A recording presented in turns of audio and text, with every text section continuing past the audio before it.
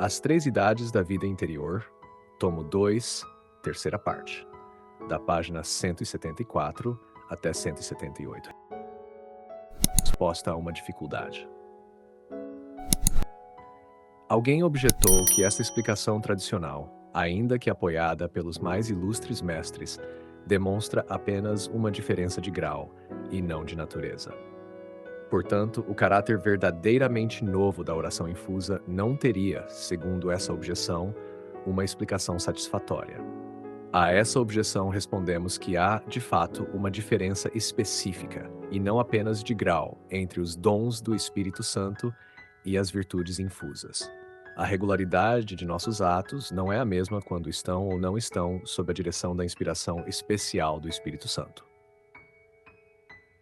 Isso é claro, por exemplo, no que se refere à inspiração do dom de conselho. Ele supre as deficiências da prudência, especialmente quando esta permanece indecisa diante de uma pergunta indiscreta. Como evitar uma mentira e, ao mesmo tempo, guardar o segredo que nos foi confiado? Às vezes, somente a inspiração do Espírito Santo será capaz de nos fazer encontrar, e sem demora, a resposta adequada. Essa diferença específica se manifesta com grande clareza quando, a um ato deliberado de prudência, sucede, por cima da deliberação discursiva, um ato do dom de conselho que brota da inspiração do mestre interior. Nesse momento, a prudência que estava em dúvida cessa de se exercitar. Contudo, por vezes, tal inspiração nos é concedida apenas para facilitar a própria deliberação prudencial, recordando-nos alguma palavra do Santo Evangelho. Nesse caso, a diferença se torna menos evidente. Em outro lugar, já tratamos amplamente da questão de que, segundo São Tomás de Aquino e São João da Cruz, não é necessário recorrer a espécies ou ideias infusas semelhantes às dos anjos para explicar a contemplação mística.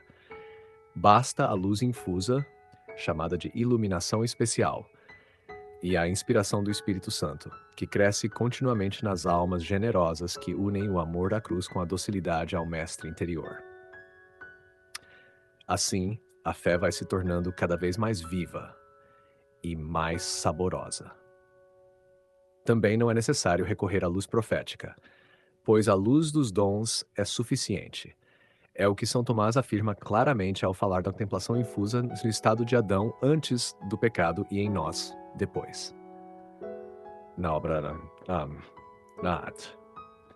de Veritate, questão 18, artigo 1, resposta 4, ele afirma: na contemplação vemos a Deus por meio da luz da sabedoria, que eleva o espírito, tornando-o apto a perceber as realidades divinas, ainda que a essência divina não a vejamos imediatamente. Assim, pela graça, o contemplativo vê a Deus após o pecado original, ainda que com menos perfeição do que no estado de inocência. O Lumen Sapientia, luz da sabedoria, referido aqui, é o dom de sabedoria do qual São Tomás trata de modo explícito na Suma Teológica, segunda parte da segunda parte, questão 45.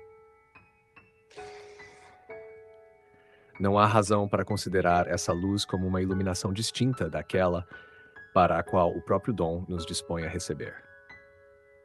Portanto, o aspecto novo que encontramos na oração infusa está suficientemente explicado pela doutrina tradicional, a qual se apoia na inspiração especial do Espírito Santo recebida com os dons.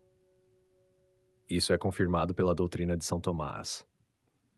A graça das virtudes e dos dons que nos une a Deus é muitíssimo superior às graças chamadas gratuitas, as quais servem apenas para nos revelar os sinais da intervenção divina.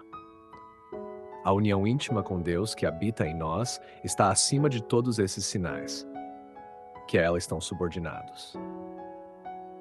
A realidade divina, o Deus escondido, está infinitamente acima de todos os símbolos. E, segundo São João da Cruz, dar atenção excessiva a tais sinais pode nos afastar da contemplação infusa, a qual alcança o próprio Deus, na escuridão luminosa da fé. A iluminação especial do Espírito Santo.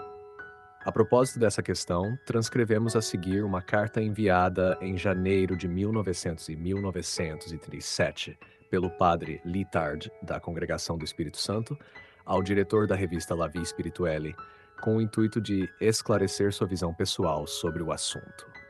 Reverendíssimo Padre, a edição de 1º de novembro da revista La Vie Spirituelle publicou um pequeno artigo em resposta a uma nota de minha autoria, que havia sido publicada anteriormente na Revue d'Ascétique et de Mystique. Gostaria de acrescentar algumas observações, e espero que as aceite como fez o padre Garrigou Lagrange quando lhe falei sobre a questão na qual mencionei. Procurarei não me alongar. Concordo sem dificuldade com o padre Garrigou Lagrange quanto à distinção entre os auxílios que sustentam nossas iniciativas pessoais e aqueles que manifestam a iniciativa divina. Nos primeiros, o modo de agir é puramente humano e não temos experiência direta disso. Já nos segundos, reconhecemos facilmente o selo dos dons com os quais os recebemos. São instintivos e percebemos-los sem dificuldade. Temos a experiência da passividade. No entanto, observei que os auxílios recebidos por meio dos dons não parecem ser todos da mesma natureza, algo que o reverendo padre não parece disposto a admitir. Porque, diz ele, a iluminação especial não bastaria nesse segundo caso, assim como supostamente bastaria no primeiro. Minha resposta é que a experiência dos místicos parece exigir um modo diferente de iluminação quando se trata da contemplação infusa. Pois enquanto anteriormente sob a ação nitidamente instintiva das graças, sejam elas de oração ou de ação, os místicos só têm consciência dos próprios atos que, aliás, permanecem ao alcance da sua vontade, ainda que favorecidos por um gosto instintivo. Somente com os auxílios concedidos à sua iniciativa pessoal na contemplação infusa, têm também a consciência de estarem em contato com Deus. E o percebem de modo tão claro que falam com segurança e firmeza de ver, sentir e tocar a Deus. Ao dizerem isso, não se referem apenas à passividade do ato específico, que ultrapassa qualquer capacidade humana.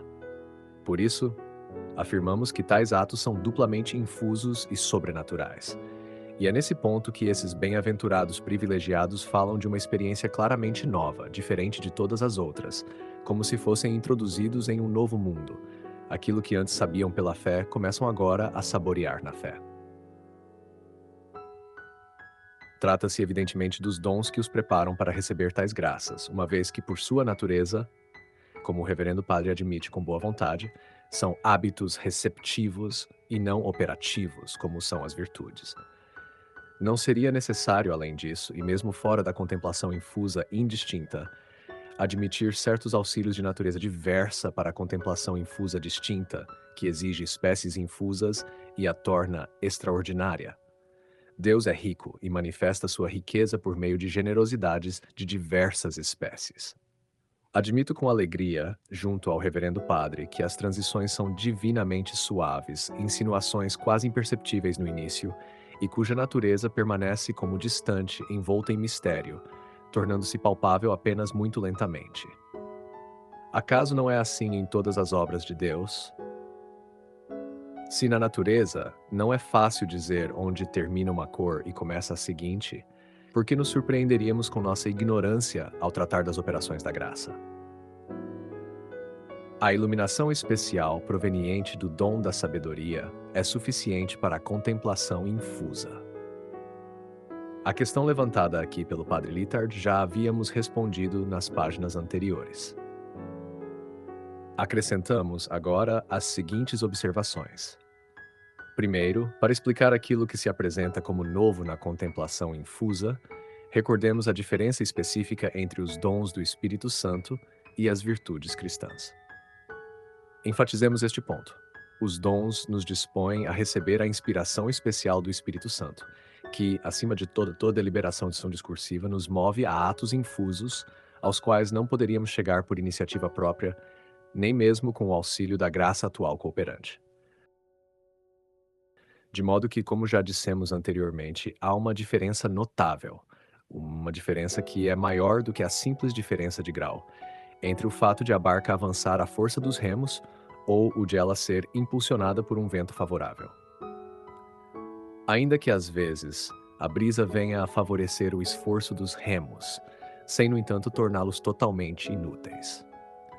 Do mesmo modo, os dons do Espírito Santo operam de maneira latente na vida ascética e, por vezes, até de forma manifesta, ainda que raramente. Quando essa influência se manifesta com frequência e é perceptível aos olhos de um diretor espiritual experiente, é sinal de que a vida mística começou.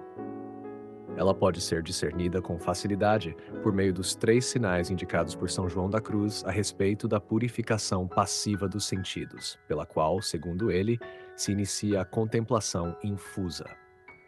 Conforme ensina na obra Noite Escura, livro 1, capítulos 8, 9 e 14. Observamos também que o novo caráter da contemplação infusa torna-se mais evidente quando se passa da meditação discursiva para a quietude consoladora. Enquanto esse mesmo caráter é menos percebido quando se passa, como acontece com frequência, da meditação discursiva para a quietude árida da noite passiva dos sentidos. Segundo ponto, reconhecemos que há grande variedade nos dons do Espírito, pois cada um possui uma especificidade própria.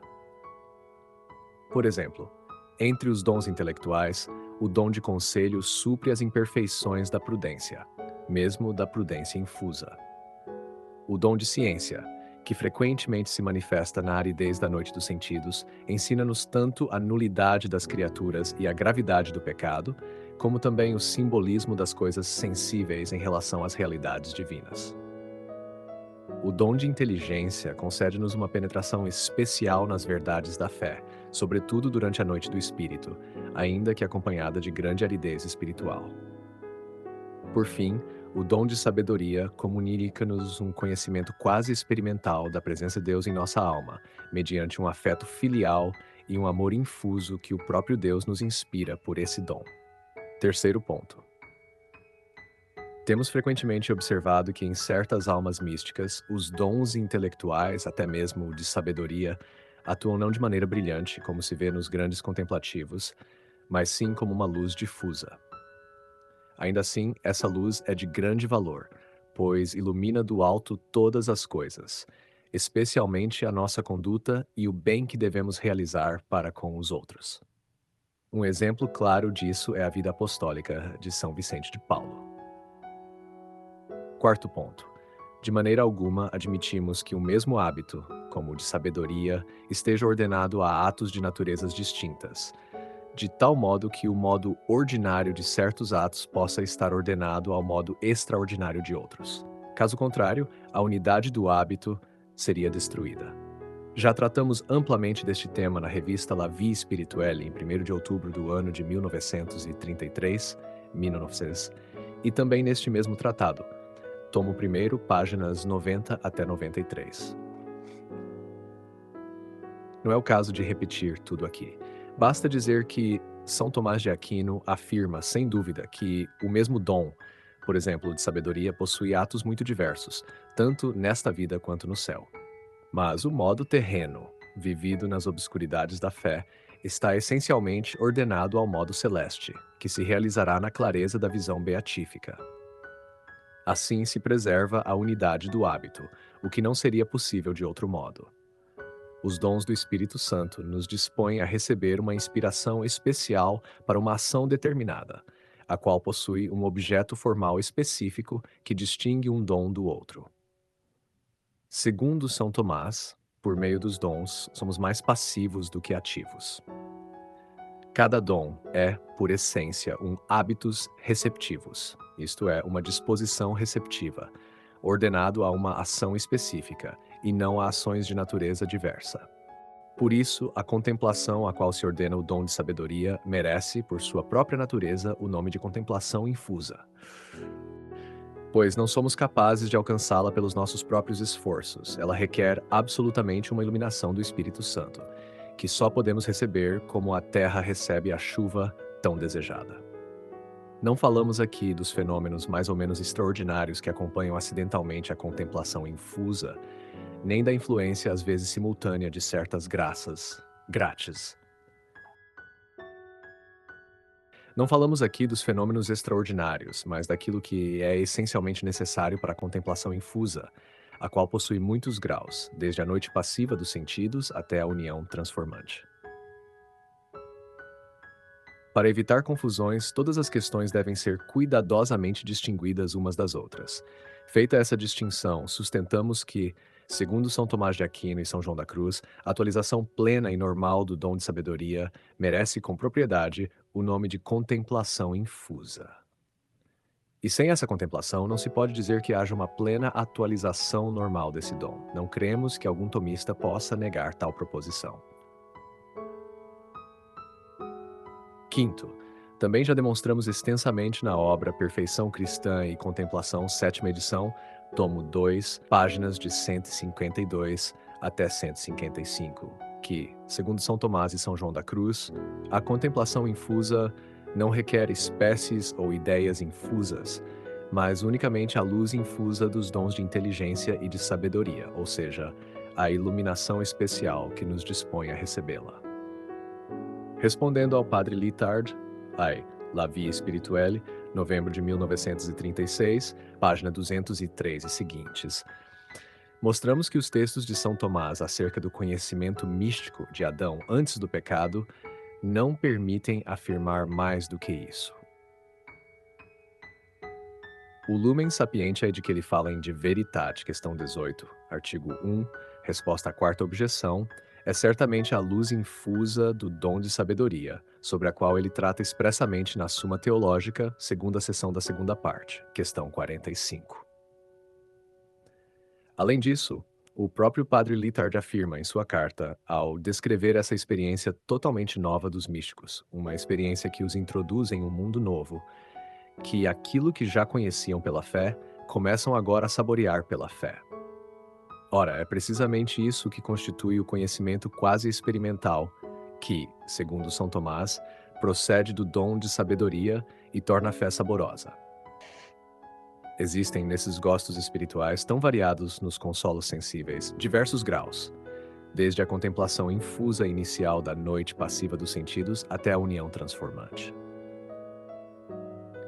Se a contemplação mística propriamente dita exigisse uma luz especial, diferente daquela para a qual o dom de sabedoria normalmente nos dispõe, então poderia haver um grande contemplativo, mas não místico, possuindo em alto grau o dom de sabedoria, mas carecendo dessa luz especial.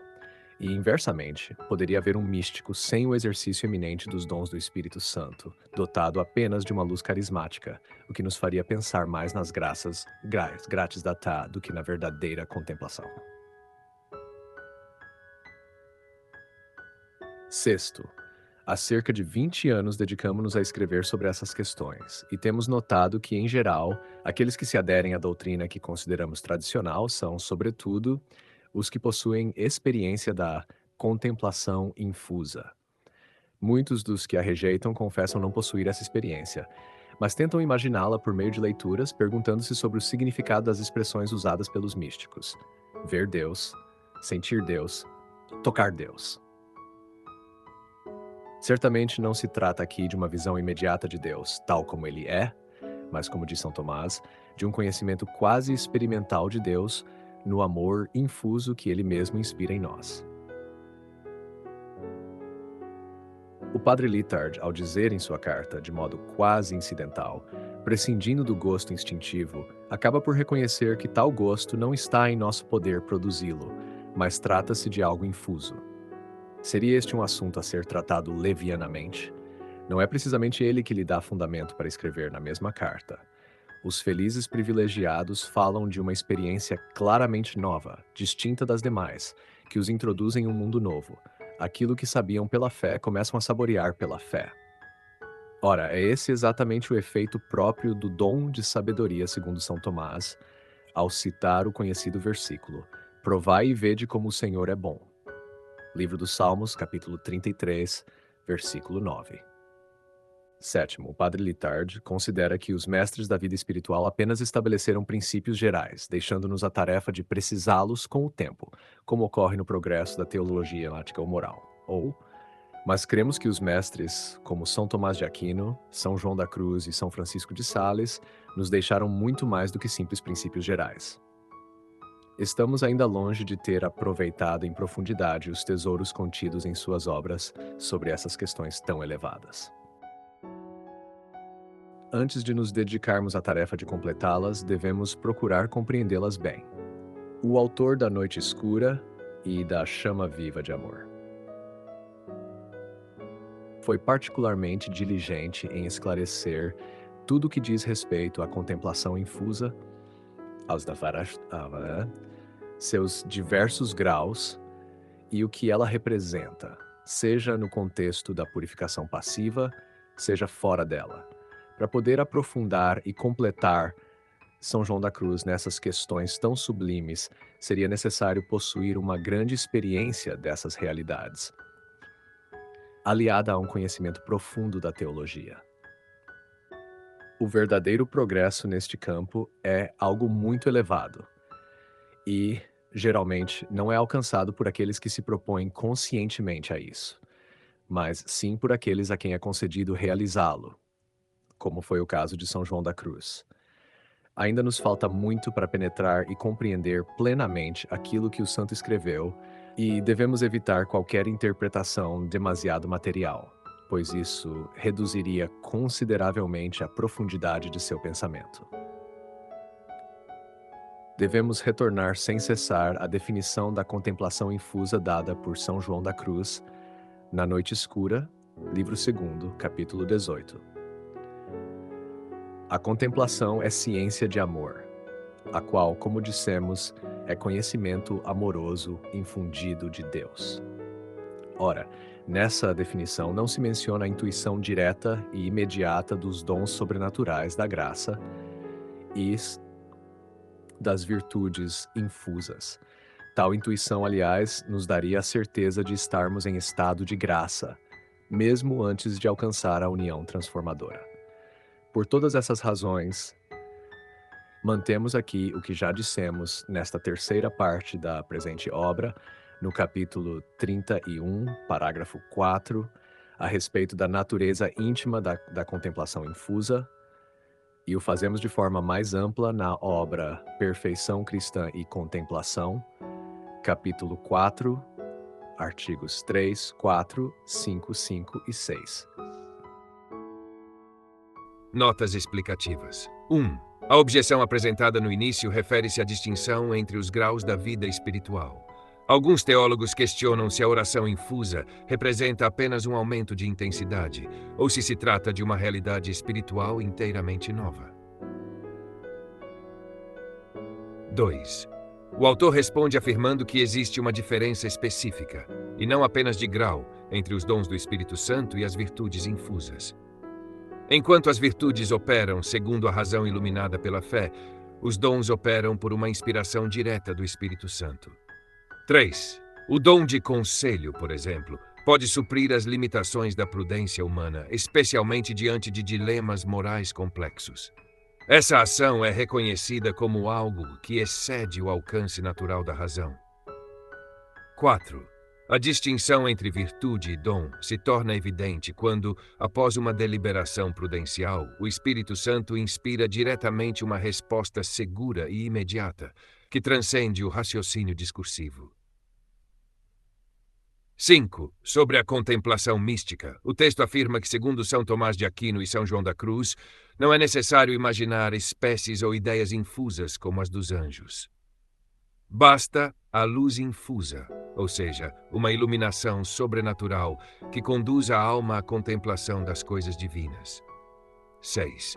Essa luz se manifesta, por exemplo, quando um versículo do Evangelho, lembrado interiormente, ilumina uma decisão ou consola a alma em sofrimento. 7. O trecho também afirma que a contemplação infusa não requer a luz profética, reservada a revelações extraordinárias. A luz dos dons do Espírito Santo já é suficiente para conduzir a contemplação. 8. O termo lumen sapienti, citado por São Tomás, refere-se ao dom de sabedoria. Esse dom permite ao contemplativo ver a Deus de maneira obscura, mas real, pela fé iluminada pelo amor. 9. A doutrina tomista distingue entre as graças habituais, que unem a alma a Deus, e as graças gratuitas, que são sinais exteriores da intervenção divina. 10. São João da Cruz adverte contra o apego aos sinais extraordinários, pois podem afastar da fé pura e da contemplação silenciosa de Deus. 11. A carta do Pécilo Lithard, inserida no texto, trata de uma questão teológica sutil. Se todos os auxílios recebidos pelos dons são da mesma natureza. Ele argumenta que a experiência dos místicos sugere graus ou formas distintas de iluminação infusa. 12. O autor destaca que, nos momentos de oração infusa, os santos afirmam ver, sentir e tocar a Deus. Expressão de uma experiência de Deus que é ao mesmo tempo sensível e sobrenatural. 13. Por isso, sustenta-se que esses atos são duplamente infusos, vêm totalmente de Deus e a alma reconhece sua passividade diante deles. 14. A metáfora da barca ajuda a ilustrar a diferença. Navegar com remos, virtudes, exige esforço humano. Ser conduzido pelo ventos revela a ação divina. 15. A vida mística começa quando os dons operam com frequência e de forma visível, como ensina São João da Cruz ao descrever a noite escura dos sentidos. 16. Os dons intelectuais também têm especificações próprias. O dom de ciência ensina o vazio das criaturas. O dom de inteligência penetra os mistérios da fé. O dom de sabedoria comunica uma presença amorosa de Deus, quase experimental. 17. Esse conhecimento saboreado é, segundo São Tomás, o que torna a fé sabrosa, isto é, cheia de consolação espiritual. 18. O texto também rejeita a ideia de que o mesmo dom possa produzir atos de natureza completamente distinta. Isso comprometeria a unidade do dom como hábito espiritual. 19. Por fim, a contemplação infusa é chamada assim porque não pode ser alcançada por esforço humano, mas apenas pela ação do Espírito Santo, assim como a terra não produz fruto sem a chuva. 20. É importante distinguir entre os fenômenos extraordinários, como visões ou êxtases, e a essência da contemplação infusa, que se desenvolve em diversos graus, desde a aridez inicial até a união transformante. Queridos ouvintes, chegamos ao fim deste audiolivro e quero expressar minha profunda gratidão a todos que permaneceram conosco até aqui. Sua dedicação em acompanhar essa obra é um verdadeiro sinal de busca pela sabedoria e pelo crescimento espiritual. Que o conteúdo ouvido possa nutrir sua alma e fortalecer sua fé. Aproveito para convidá-los a explorar as playlists do canal Caminho Católico, onde vocês encontrarão outros tesouros espirituais. São obras que podem acompanhar e iluminar sua jornada, como Castelo Interior de Santa Teresa de Jesus, Confissões de Santo Agostinho, Palavras Bíblicas com o Evangelho comentado por grandes eclesiásticos, Filoteia de São Francisco de Sales, Tratado da Verdadeira Devoção à Santíssima Virgem, de São Luís Maria de Montfort, A Imitação de Cristo, de Tomás de Kempis, e As Três Idades da Vida Interior, do padre Garrigou Lagrange.